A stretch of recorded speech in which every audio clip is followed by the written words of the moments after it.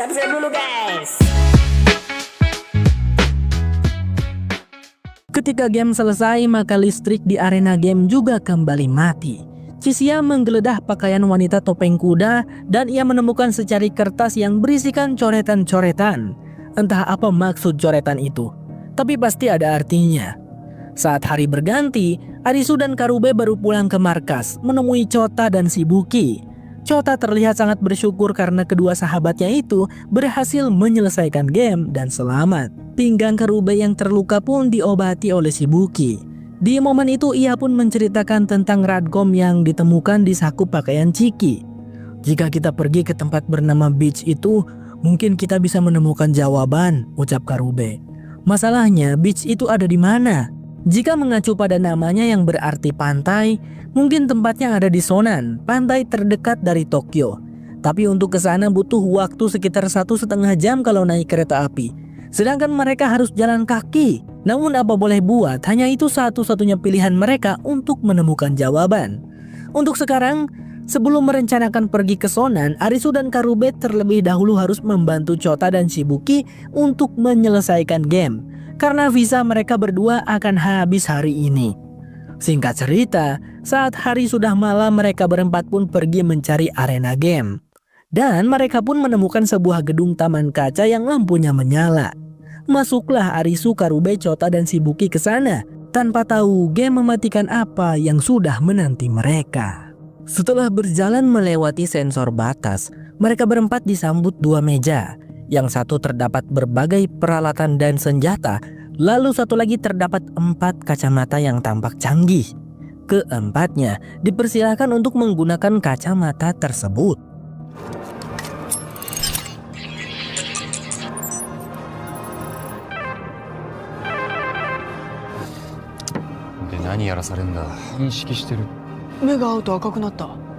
Ponsel game berbunyi. Game kali ini berjudul Petak Umpet. Tingkat kesulitan 7 hati. Mendengar itu sontak mereka berempat sangat terkejut karena hati merupakan genre game psikologi dan pengkhianatan. Apalagi kesulitannya adalah 7. Lebih sulit daripada game kejar-kejaran yang cuma 5 sekop. Aturan permainan petak umpet ini adalah satu di antara mereka akan menjadi serigala, sementara 3 sisanya akan menjadi domba.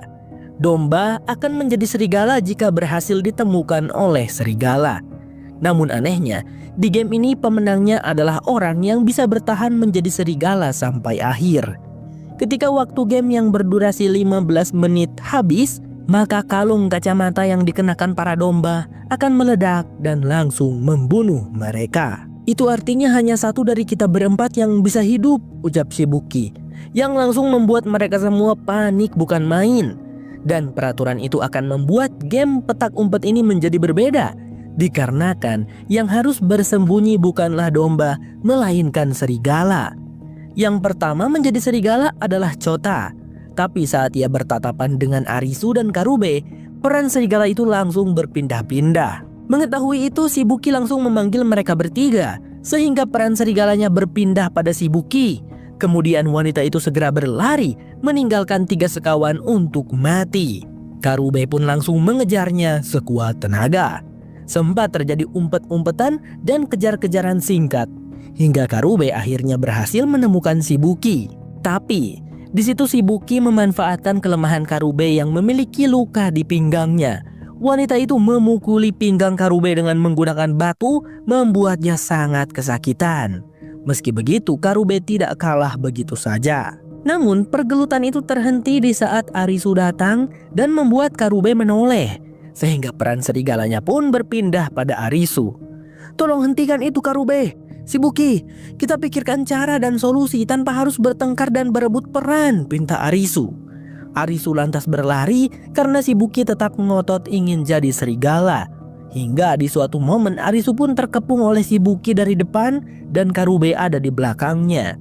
Shibuki berkata, Arisu, kau mau membohongi kami kan? Omong kosong dengan solusi. Kau hanya ingin berhasil bertahan sendiri kan? Teriaknya. Perkataan Shibuki itu membuat Karube terpengaruh. Tapi tiba-tiba Chota datang menerjang Shibuki, memberikan jalan agar Arisu bisa melanjutkan pelariannya. Ketika Arisu kembali berlari, Karube pun langsung mengejarnya. Namun untungnya Arisu berhasil menemukan tempat persembunyian yang tidak bisa ditemukan oleh Karube. Di sana, Arisu berusaha melepaskan kacamata game yang terpasang di kepalanya menggunakan peralatan-peralatan dari meja di pintu masuk. Tapi sayangnya, usahanya itu sia-sia. Kacamata itu sama sekali tak bisa dilepaskan. Arisu pun terduduk lemas dan menangis. Meskipun ia, Karube dan Chota berjauhan, namun mereka tetap bisa berkomunikasi melalui kacamata tersebut. Karube terus-terusan meneriaki Arisu, menganggapnya pengkhianat yang mengorbankan kedua sahabatnya. Dan Arisu di situ hanya bisa menangis sambil mengucapkan kata maaf. Hingga tiba-tiba Chota berkata, "Teman-teman, aku tak peduli siapapun dari kita yang bertahan. Tapi kumohon, jika ini akhir dari hidupku, aku tak ingin melihat kita bermusuhan." Mendengar kata-kata Chota, Karube dan Arisu pun tersadar. Arisu mengingat kilas balik kehidupannya. Dirinya yang selalu menjadi beban keluarga dan pengangguran everyday, merasa dianggap sebelah mata oleh ayahnya. Arisu punya adik yang lebih sukses daripada dirinya, dan sang adiklah yang selalu menjadi kebanggaan sang ayah. Tapi selama Arisu memiliki dua sahabat yang bernama Karube dan Chota, itu tidaklah masalah. Karena semua beban masalah kehidupannya akan selalu terlupakan ketika menghabiskan waktu bersama kedua sahabatnya itu.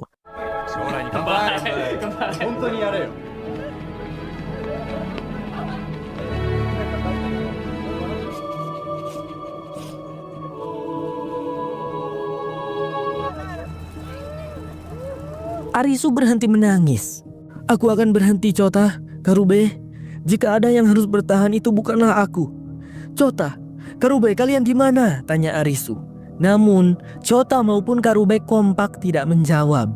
Chota bahkan berjuang sekuat tenaga untuk menarik Shibuki ke semak-semak dan menutup mulutnya agar tidak ditemukan oleh Arisu. Mereka bersembunyi dari Arisu yang berperan sebagai serigala. Meskipun tahu menjadi domba akan mengakhiri hidup mereka, Arisu berlarian ke sana kemari mencari kedua sahabatnya itu dan tidak kunjung ketemu. "Chota, Karube, kalian di mana?" teriak Arisu frustasi.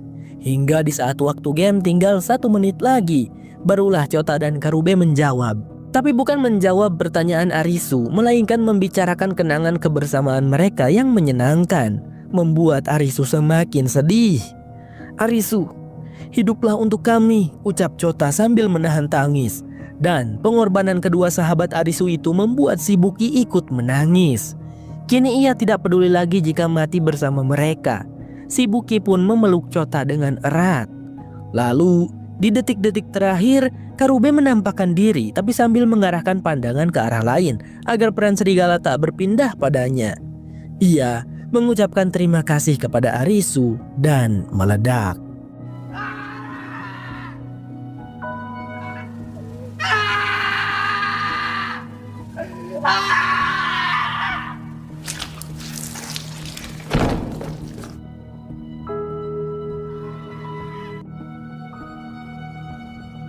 Alice in Borderland bersambung. Episode 4 memperlihatkan sedikit flashback kisah masa lalu Usagi. Diceritakan bahwa Usagi sangat dekat dengan ayahnya yang bernama Pak Shigenori. Pak Shigenori ini adalah seorang pendaki gunung profesional yang cukup terkenal di Jepang. Usagi tak jarang diajak mendaki gunung bersama oleh sang ayah. Itu menjelaskan alasan bagaimana Usagi bisa sangat lincah dalam panjat memanjat. 世界中に山を増やしてください。ああ、何お願いする？綺麗だね。 Namun di suatu waktu Pak Shigenori kena fitnah oleh media yang memberitakan bahwa pendakiannya di Gunung Everest yang tanpa oksigen tambahan itu adalah palsu. Mereka menuduh bahwa Pak Shigenori memalsukan bukti pendakiannya dan tidak benar-benar mencapai puncak. Akibat pemberitaan itu, reputasinya hancur. Ia kehilangan kepercayaan publik dan Usagi pun ikut mendapat tekanan sosial. Di siang hari itu adalah hari terakhir Usagi melihat ayahnya. Pak Shigenori pamit pada Usagi, katanya akan mendaki sebuah gunung. Namun sejak saat itu sang ayah tidak pernah kembali lagi. Flashback selesai. Melanjutkan episode sebelumnya. Besok harinya setelah game petak umpet Arisu CS, terlihat Usagi baru saja mendapatkan seekor kelinci dari jebakan yang ia buat. Kelinci itu akan menjadi makan malamnya. Kasihan ya guys kelincinya, padahal sangat lucu. Ketika mau pulang ke markasnya, Usagi melihat Arisu yang meringkuk di jalanan seperti gelandangan. Awalnya Usagi mengira Arisu sudah menjadi mayat, tapi ternyata masih hidup. Sepertinya Arisu mengalami syok yang sangat berat setelah kehilangan Karube dan Chota. Lalu sekarang dia pun sudah kehilangan semangat untuk hidup. Usagi mencoba mengabaikannya, tapi saat besoknya lagi dan hari sedang turun hujan, Usagi melihat Arisu masih meringkuk di tempat yang sama. Ia pun memutuskan untuk membawa Arisu ke markasnya. Saat terbangun, Arisu sudah berpindah tempat. Menyadari kehadiran Usagi, ia bertanya, "Kenapa kau menyelamatkanku?" Kemudian Usagi menjawab, "Karena kau juga menyelamatkanku saat di game kejar-kejaran. Jika saat itu kau tidak berteriak, mungkin aku sudah mati." Lalu Usagi mengungkapkan bahwa dirinya juga sama dengan Arisu, yaitu ingin mati. Akan tetapi Usagi lebih memilih untuk mati saat berjuang dalam game, bukan mati kehabisan visa. Besok paginya, Usagi nampak pergi berolahraga. Dan singkatnya saat kembali ia melihat kalau Arisu mau menghabiskan makanan yang Usagi berikan. Malam ini, Usagi ingin mengikuti game untuk memperpanjang visanya. Ia mengajak Arisu untuk ikut. "Karena kau sudah menyelamatkanku, aku tidak ingin kau mati Arisu," ucap Usagi. Perkataan Usagi itu berhasil membuat Arisu tergugah. Sehingga malam harinya, ia setuju untuk ikut dengan Usagi mengikuti sebuah game yang arenanya berada di jalan terowongan. Setelah berjalan masuk ke terowongan, Usagi dan Arisu menemukan sebuah mobil bus yang penuh dengan coretan grafiti. Di dalamnya sudah ada 3 player yang datang duluan. Mereka adalah 3 sekawan bernama Yamane, Takuma, dan Seizan. Dari kanan ke kiri ya guys. Arisu dan Usagi langsung saja mengambil ponsel game yang sudah disediakan. Game kali ini berjudul Jarak, dan tingkat kesulitannya adalah 4 keriting. Ponsel game berbunyi, "Waktu kalian adalah 120 menit untuk mencapai gol atau tujuan." Ya, hanya itu saja, tidak dijelaskan apa dan di mana gol yang dimaksud. "Mungkin kita harus berlari di jalan terowongan ini," ucap salah satu dari 3 sekawan. Tapi sayangnya si Takuma kaki kirinya mengalami cedera. Katanya terkilir di permainan sebelumnya. Jadi tentu dia tidak bisa berlari. Yamane lalu bergegas ke kursi supir. Ia menyadari jika mobil bus itu keluaran tahun 70-an, jadi mungkin bisa menyala. Namun sayang bahan bakarnya tidak ada teman-teman. "Jangan pikirkan aku Yamane, Seizan, kalian lari saja duluan. Aku tidak bilang akan menyerah, aku akan mencari solusi dan bertahan dengan caraku," tegas Takuma. Yamane dan Seizan sebenarnya tidak tega, tetapi Takuma di situ memaksa dan marah jika Yamane serta Seizan tidak mau pergi berlari. "Yamane, kau harus tetap hidup demi istrimu yang sedang mengandung anakmu. Lalu Seizan, kau juga harus hidup untuk putrimu yang menunggumu di rumah, bukan?" ucap Takuma. Dengan berat hati, Yamane dan Seizan pun beranjak meninggalkan Takuma. Melihat momen menyedihkan itu, Arisu dan Usagi hanya bisa terdiam merenung. Lalu mereka berdua pun ikut berlari bersama Yamane dan Seizan, menapaki jalan terowongan yang entah sampai kemana ujungnya. Dan benar saja, setelah mereka berlari, tampilan angka di ponsel game yang awalnya 0, angkanya mulai bertambah berdasarkan jumlah langkah kaki mereka. ゴールを目指せって。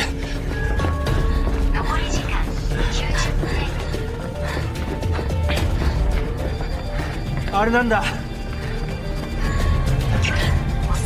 Hingga ketika 5.000 langkah sudah tercapai, Arisu, Usagi, Yamane, dan Seizan melihat ada meja yang berisikan botol-botol minum. Kebetulan sekali mereka sedang capek dan haus. Namun Usagi melarang mereka untuk meminumnya karena ditakutkan itu adalah jebakan. Untungnya wanita itu membawa sebotol air minum yang bisa mereka minum bersama-sama. Setelah itu keempatnya lanjut berlari. Arisu yang memiliki fisik paling lemah di antara mereka mulai mengeluh. Dia bertanya-tanya, kenapa game mereka sekarang genrenya keriting padahal seharusnya sekop, karena butuh kekuatan fisik yang keras. Tiba-tiba di langkah mereka yang ke-6.000, Usagi menyuruh berhenti. Katanya ada sesuatu di depan mereka. Siapa sangka ada seekor Black Panther yang muncul dari kegelapan. Karena binatang buas itu kelaparan, dia pun mulai mengejar Arisu dan kawan-kawan. Tentunya jika mengandalkan lari, mereka akan kalah cepat dari si Black Panther. Maka dari itu, Arisu dan kawan-kawan harus memanfaatkan kendaraan-kendaraan di sana untuk mengecoh binatang buas yang kelaparan itu. Tapi sayangnya, Seizan harus tertangkap oleh si Black Panther. Meskipun sia-sia, tapi Seizan berusaha melakukan perlawanan. Ia berteriak menyuruh yang lainnya agar memanfaatkan kesempatan itu untuk kabur. Setelah cukup jauh berlari, Yamane berhenti. Ia sangat terpukul dan sedih karena sekarang ia sudah kehilangan kedua temannya. Arisu yang sangat mengerti perasaannya berusaha menguatkan. Hingga semangat Yamane pun kembali menyala karena ia harus terus berjuang hidup demi istrinya.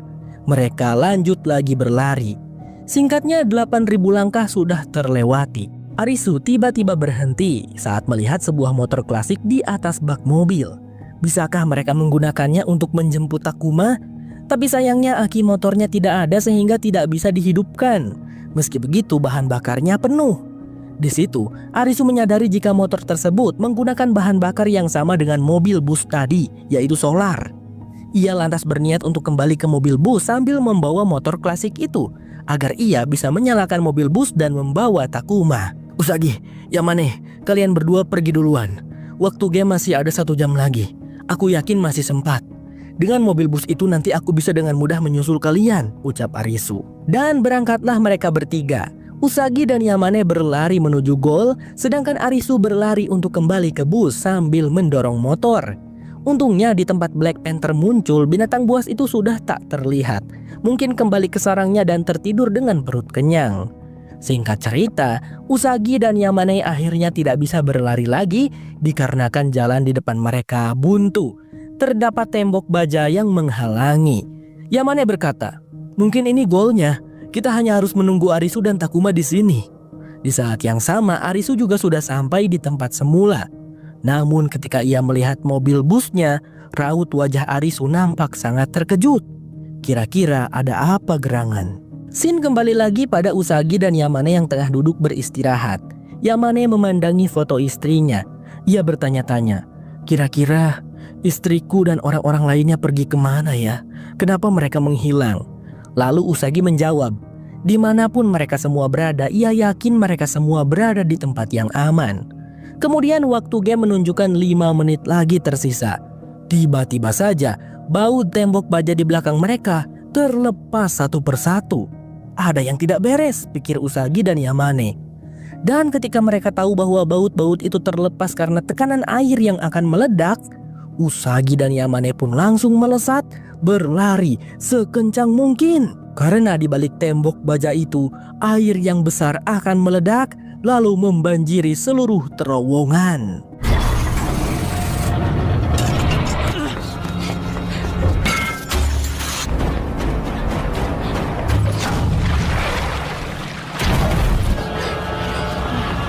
Sayangnya si Yamane malah balangah sehingga dia tersandung dan jatuh, tertinggal jauh oleh Usagi.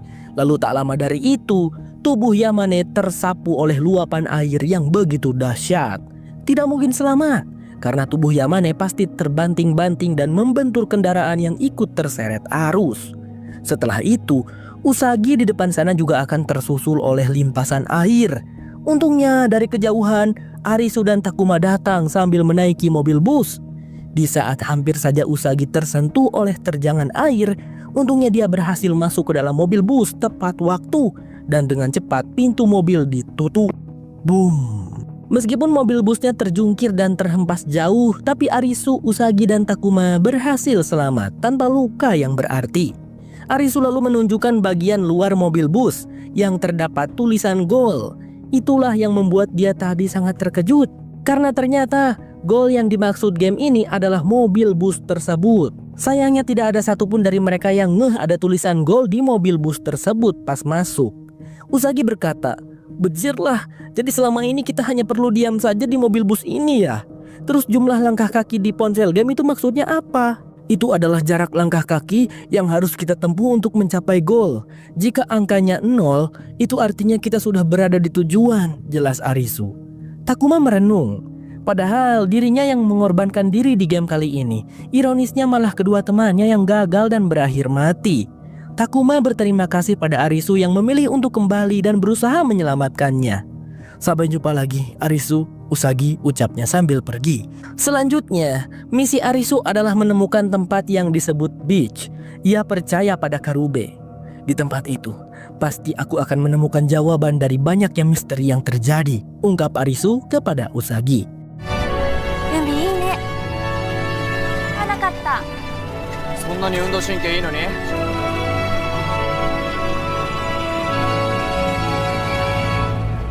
Alice in Borderland bersambung.